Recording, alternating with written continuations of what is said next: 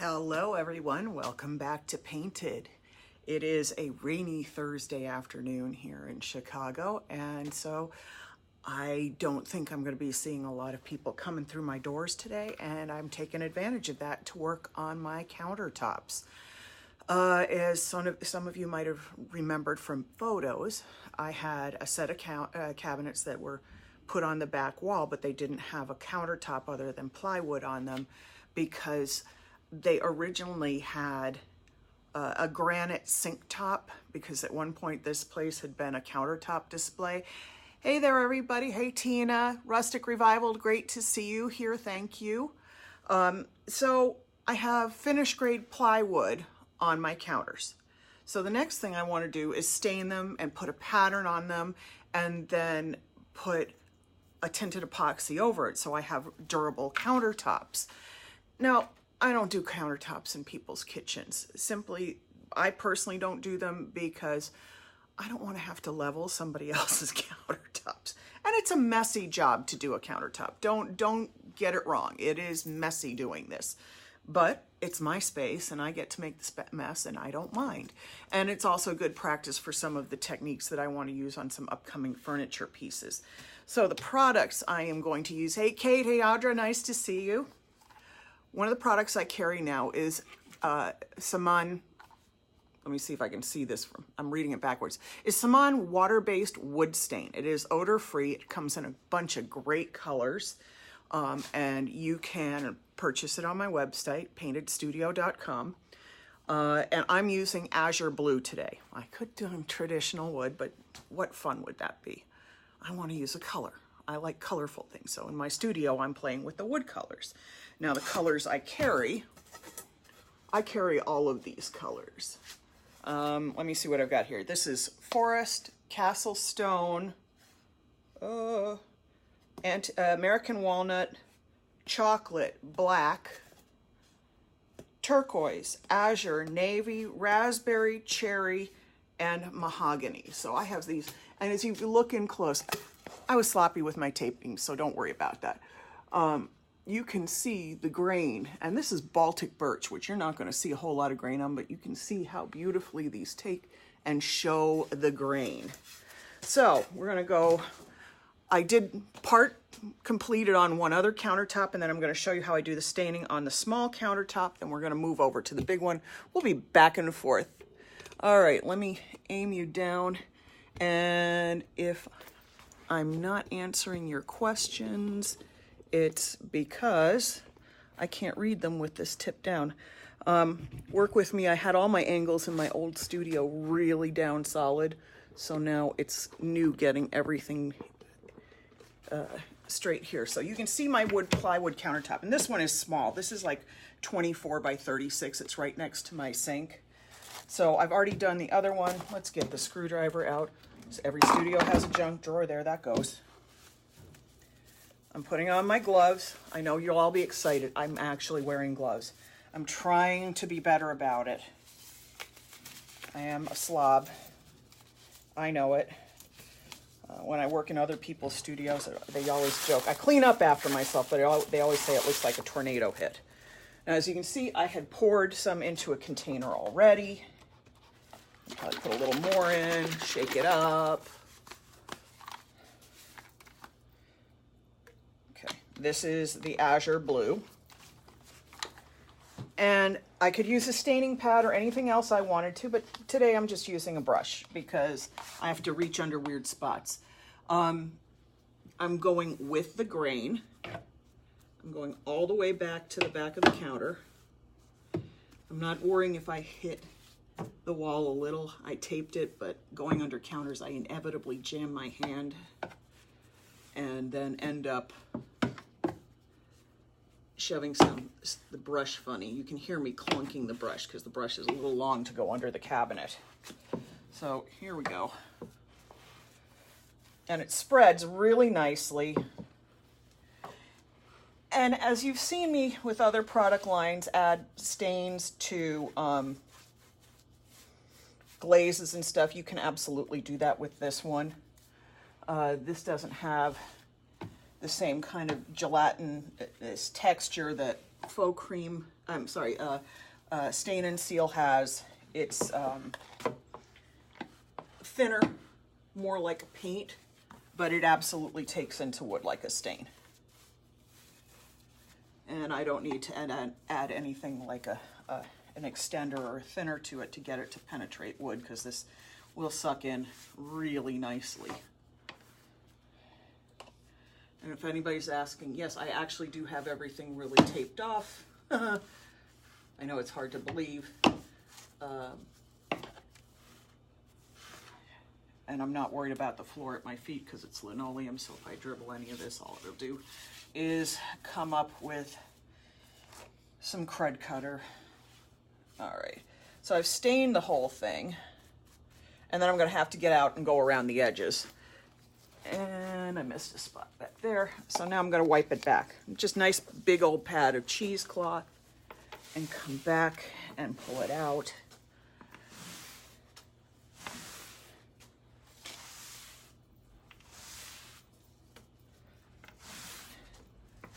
And it still looks opaque from where you are, but I'm already seeing it absorb into the grain.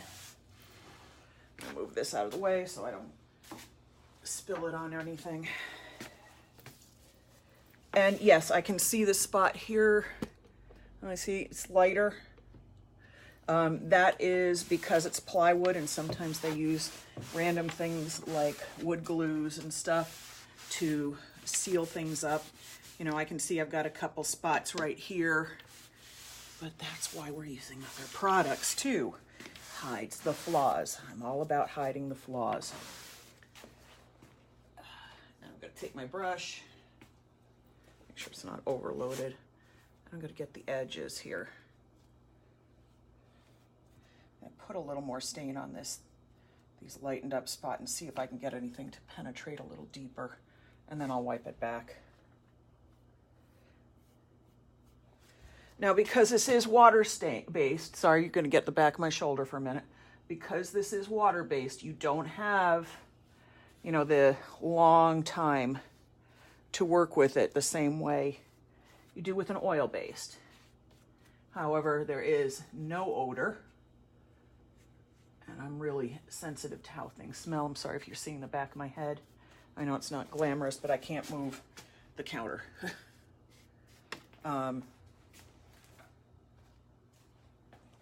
There is no odor to this, which is really nice.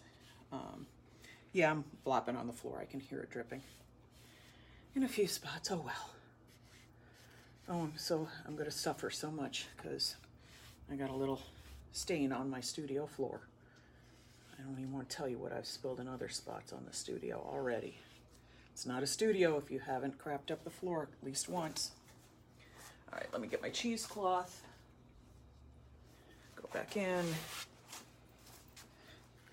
Now the funny thing is that this countertop doesn't get seen as much because I have a side plate for my sink that sits over it that's steel.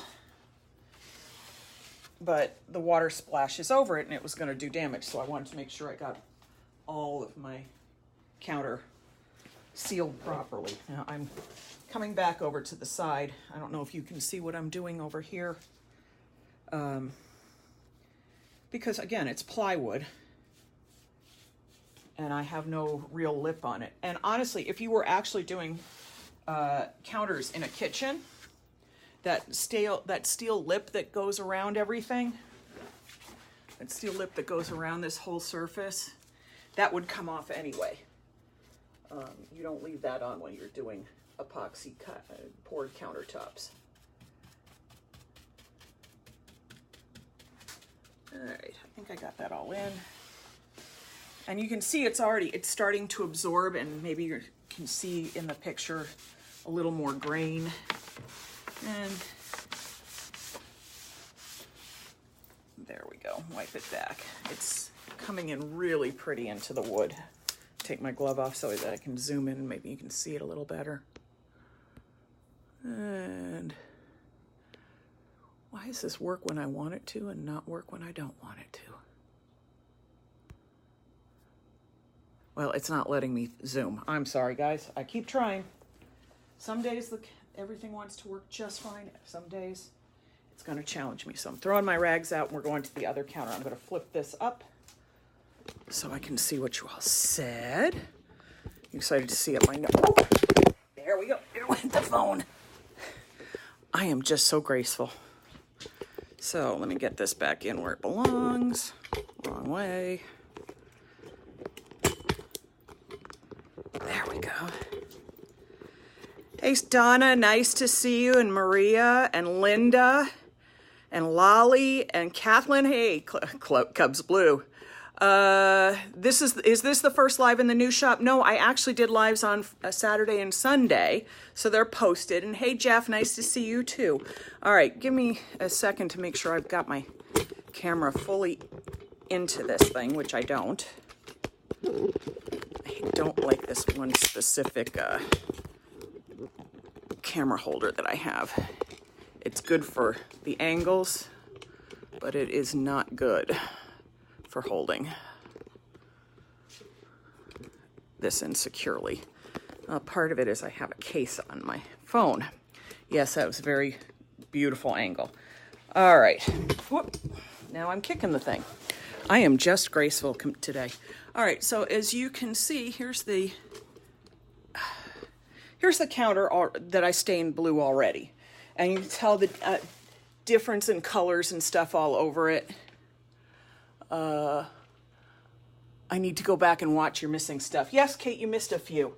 So I've stained this, but I want to make it more exciting. So I also used one of my, where is it? I had it here. I put it away so carefully I can't find it. I used one of my stamping rollers, okay, with foil size. Woohoo! How fancy are we here? Lots of product going around in corners. All right, let's get these. And actually, I'm going to show you on the other countertop what I did. This is, one roller is a little short, so it wants to pop out, so I have a special handle for it, so it's going to fight me a little. I'm going to take you back to this counter because that, being water-based, I can do my next layer pretty darn quickly. I am going to put gloves on since I'm sticking my fingers in glue again. I hate doing that. So I wanted to do a little texture, a little color, a little foil, but I wanted to keep it in wood grain style. So this roller that I have now gooped all over, this is what happens with these things. You get glue on the handles, then you get glue on the gloves, and then the gloves stick to the handles, and then I cover my hands with glue, trying to play with this the right way. So in general, I make a mess. But as you can see, this one roller happens to be a little shorter. It's an older one. So the current ones I have all are a little longer and they fit the handles properly, but I'm fighting this one for today. So what I'm doing, I'm taking this wood grain roller and I'm going with the grain of the actual wood and I'm applying foil adhesive.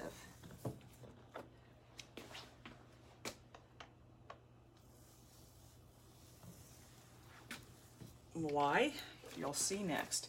Now again, on a job site, I would have had an extra one of these. I would have cut it apart so that I could take this thing apart and stamp up to the edges so I'd have a complete print all the way instead of where it stops about an inch from the edge. But since I know it's going to be covered up and it's my studio, I'm not worrying too much. So I'm taking my gooey gloves off and now we'll go back to the other countertop that I had showed that I had to fight everything to get the angle on. And we're going to use the Abigail Foil. Now that looks like a lot of pattern. Like, oh my gosh, look at all those flowers. It's so pretty. But how is that going to work? Well, you're about to see. It's going to be stunning. Cut a nice long piece. Yeah, it's got about, I think I got it almost as long as this. Let's see. I need to kind of roll it a little longer.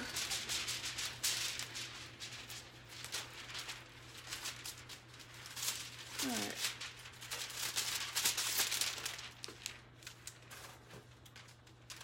Now this has a little less adhesive size on it than the other one, so this pattern may release a little less intensely.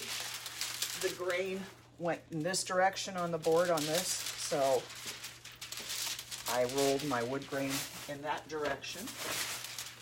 And flattening out my foil. Okay, so here we go. I'm going to smooth it down. And I can see it picking up a little of that wood grain size that I've already applied. Even with the just smoothing it down, it's already grabbing nicely. I'm going to give it a little scrubby with my scrub brush.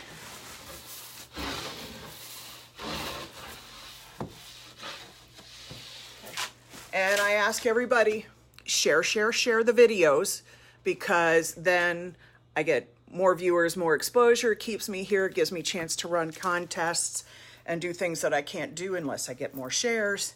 So I appreciate it. It's that Facebook algorithm thing. If I don't get shares, I disappear into the woodwork. Okay, let's get that all down there. Let's see. Oh yeah, that's pretty darn cool. Oh, this is so cool. All right, I'm going to make sure that you're centered to see what happens. Oh, now I'm going to bring the camera over this so that you can catch some of that iridescence. It's very hard to see in the camera, but all of this, it's picked up all of these colors. You can see the release on the back of the foil. It's taken that wood grain that I put on there out. Now, if I wanted to, let me back it up a little bit. If I wanted to, I'll just put the foil back down again.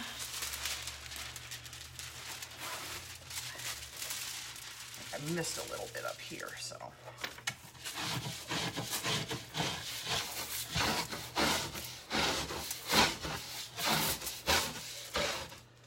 You know, just in case there's a little adhesive surface that I didn't manage to get with foil yet, right in this area.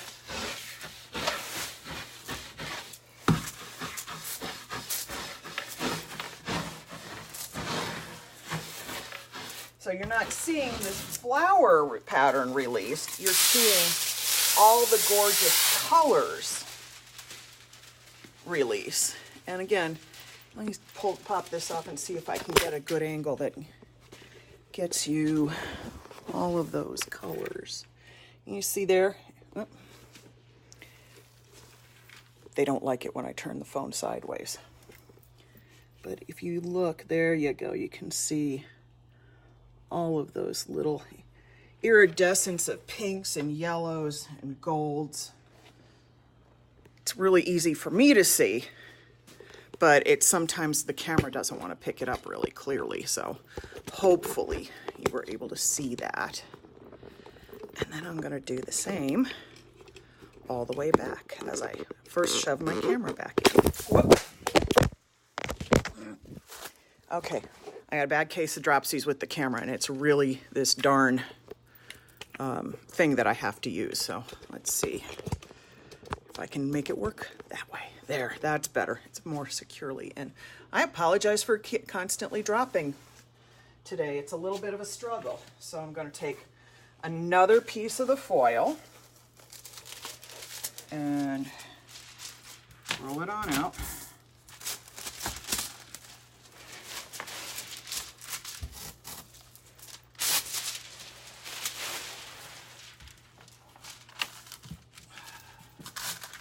Go. I can cut it, I can leave it on the roll, I don't have to care, not at the moment. And I threw my scrub brush somewhere because I threw the phone. So where did I throw that? I'll probably find it in 2 days. Who knows? Let me grab another one. Excuse me.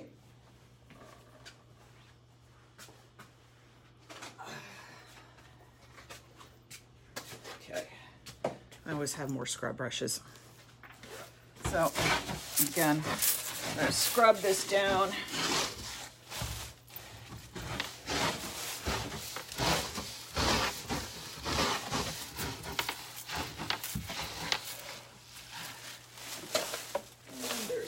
or so. Now you can hear me. I actually have tape and drape all around the base here, because when I pour the epoxy in a few minutes, yeah, I really don't want it pouring down to the floor or down the front of the cabinets.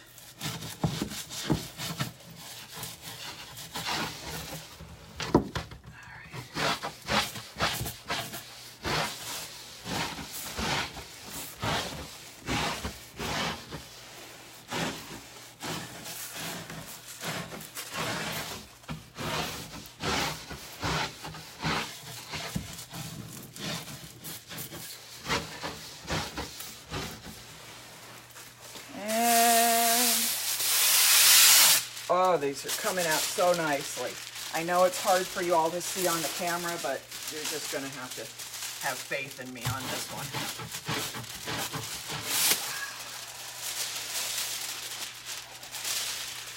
All right, and I have enough on here still to go all the way to the back, which is where I'm going now.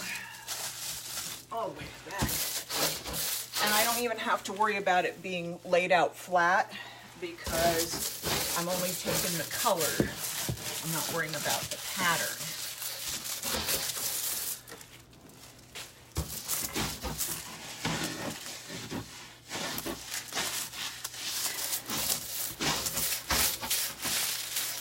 Okay, I hate scrubbing floors. I hate scrubbing foils. I hate scrubbing. Scrubbing is not my favorite thing. Kind of comes right in there with sanding. Let's see. Ah, yeah. Coming off just perfectly. Make sure I didn't miss any spots up here along the edge, because that's really easy to do.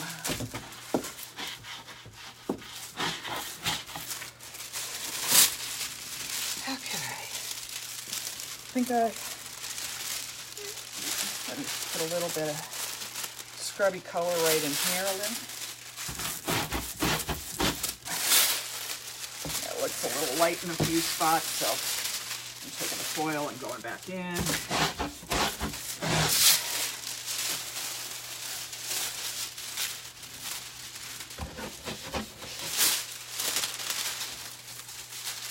Okay, so there is a ton of metallic on here. Again, you're catching the shadow of it. I can see a little bit of it in there.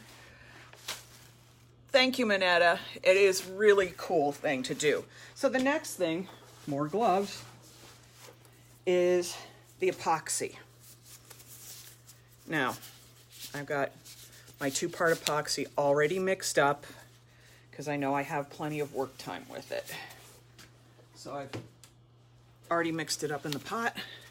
You don't mix up a lot of 2-part epoxy at once any more than you're going to be able to use, because A, it hardens, and B, it can too much in a pot can make your pot hot, although this is not bad. I don't feel a whole lot of residual heat in there. Now we're going to tint it with Resin Art pigments. This color is Mermaid. The instructions for this product are for opaque pigment coverage. You use 1/8 to 1/4 teaspoon per ounce. Well, I got a good 16, 17 ounces in here, and I want the color translucent. By the way, look how pretty that color is. That's Mermaid. I want this to be a translucent bit of color. So I'm mixing in about 1/2 teaspoon so I don't have 100% opacity. I want it to be just kind of a hint of color in my epoxy.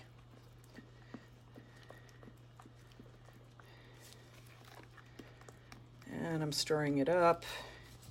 And it's tinting it nicely, but I probably want a little more color in here than this, because I'm looking at it and it's like, yeah, it's there, but I know what's going to happen. You can see that's a little sheerer than I want.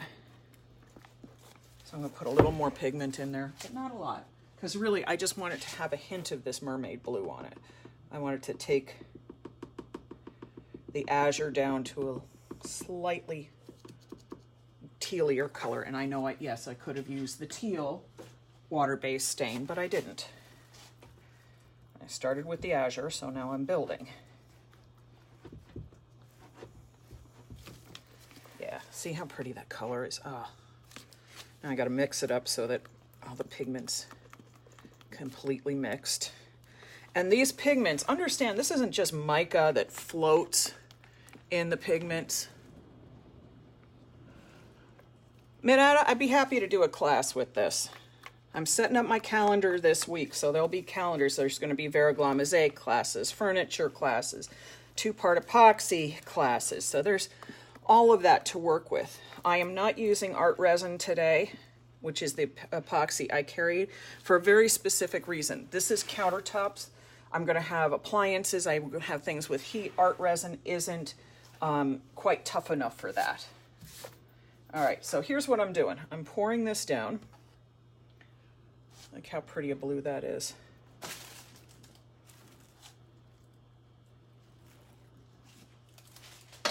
And then I have a big squeegee. And I'm moving this all over this surface. Do I worry about my edges? No, because I have my counters are taped off down here with tape and drape, just like they should be, so they don't get on the front of the countertops and only drips down the side. And I have the edges taped as well, because I can go in and seal those edges separately. I'd rather not have to worry about how I'm going to get it out from under this stuff, the tape, than have the dribbles under the counter.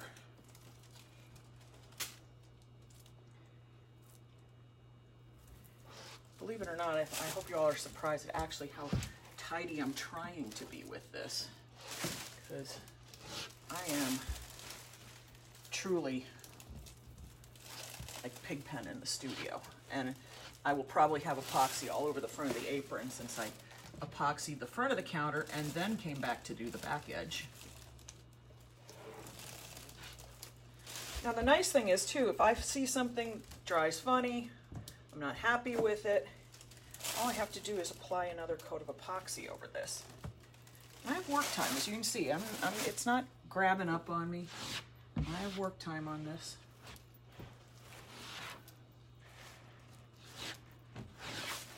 I also have more product. Heck, I haven't even messed with this big blob that I have right here.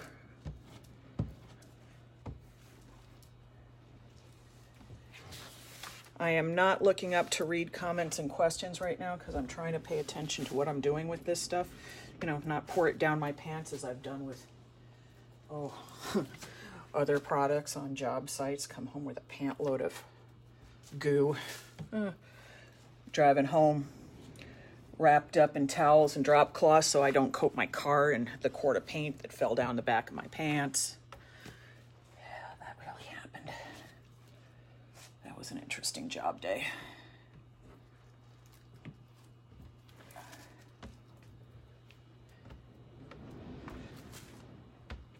I don't know if you can hear that, but that's the wind blowing outside. It is a March blustery, crazy day out. I'm just going to go like this and smooth it back and forth a little. You may see some unevenness in the color.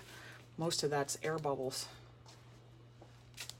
All right, I got to put the squeegee down somewhere. And then here's the fun part. We got a little torch.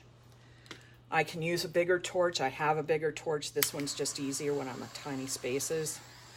And I take the torch and I go over the epoxy surface, and this pops bubbles.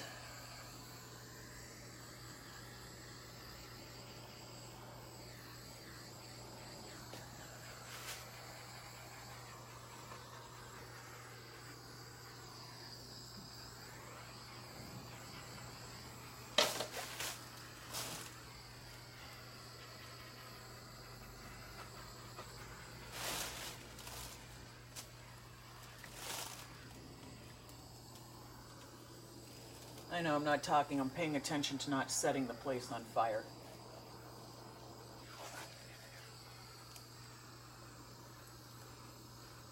get this in there right. That pops all those little bubbles in there. Yeah, there we go.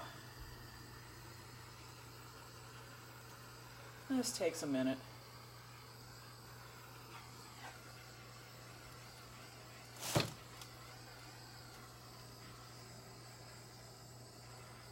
Now I am probably going to put a second coat on this tomorrow. Just make sure I'm good and thick in my coating. And for a second reason that I'll show you in a minute. I got to get all of this surface handled. And this is the kind of stuff that always the client says, like, oh my God, you're torching my kitchen.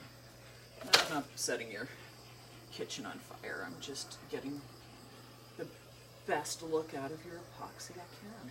That's all I'm doing. And you can see it's how it's clearing what had been cloudy spots. That's what this does. It brings the bubbles up,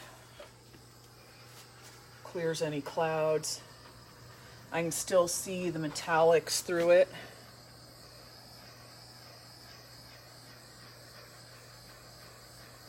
I'm not burning right on the surface. I'm holding it over it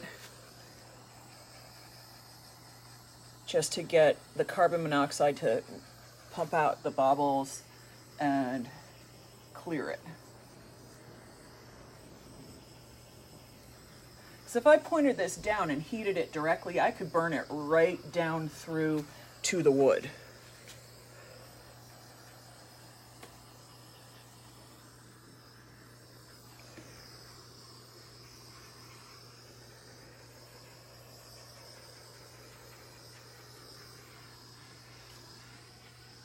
I think I got most of it.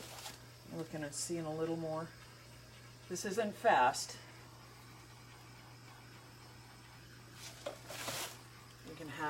Do it right, or you can do it fast. I'm doing it right. So I don't want to explain to somebody why my epoxy looks cloudy and then try to sell it to them to use.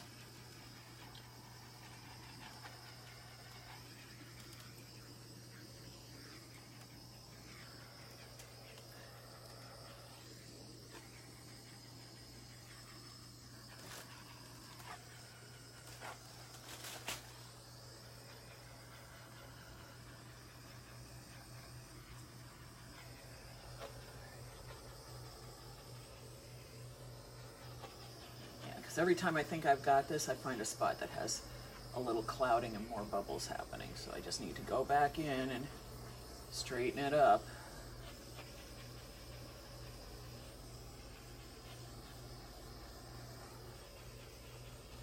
And yeah, I know I'm leaning against the front of this.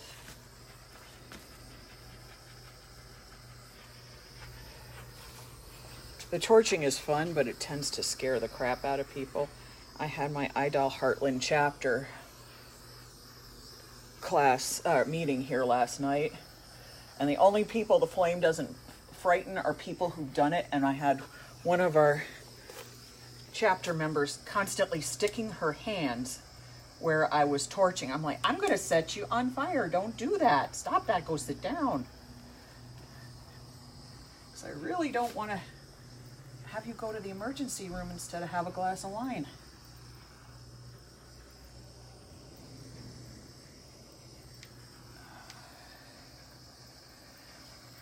A few more bubbles just pop up as you're looking around. Again, a bigger blowtorch would have been faster with this. My blowtorch is actually in this cabinet underneath all the plastic, so there's the other reason I'm doing this one.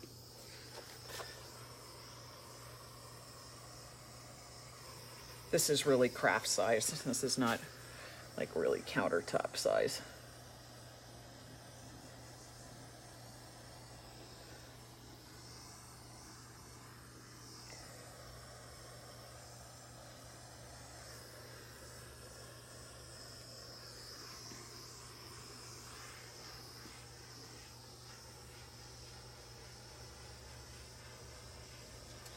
Now this is going to shift as it dries. This is going to tell me just where I'm not level on my floors. And quite frankly, I think my whole cabinet tips slightly this way. So, all right, I'm done with that. You lost sound for a minute, my fault. Did you say what epoxy is? No, Jeff, this is just a generic countertop epoxy that I happen to have in the studio. I'm not being specific because it's not something I sell, but you can use any countertop epoxy. So here's the next thing I'm going to do. I'm going to add a little glitter to this.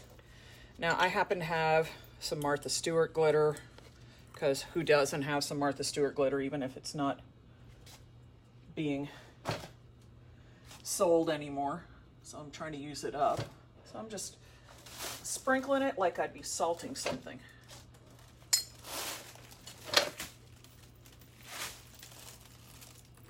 Why not have a little glitter in your counters? Fluorescent lighting isn't very flattering anyway, so I better put glitter on it and make it more exciting.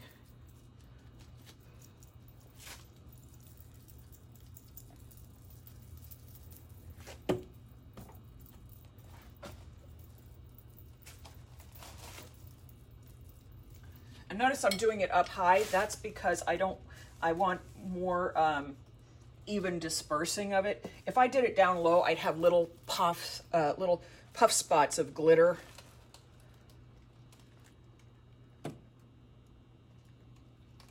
And it would look like polka dots instead of just being sprinkled all over the surface like I'm doing now. And yeah, I'm being generous with my glitter. Why not? Eventually I'll paint these cabinets because I hate these. The color of this is that generic yellow oak sort of thing. It's not even oak cabinets. And then I'm going to take this glitter, which I carry. It is the Arstyville in Ice. Look how pretty that color is. And I have these cool spoons that I got on Amazon that they use in restaurants to pour stuff on plates. So I can just...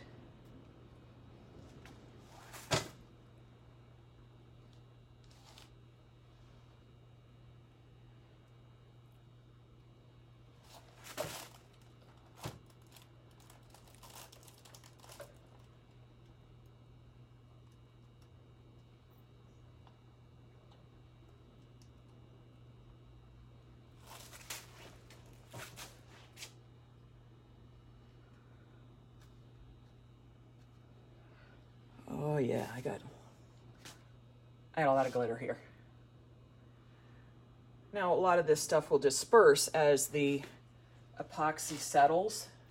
It'll kind of blow away. But I figured I'd give a blow to anything that's loose on the surface and have it scatter. And I get a little more in the back here.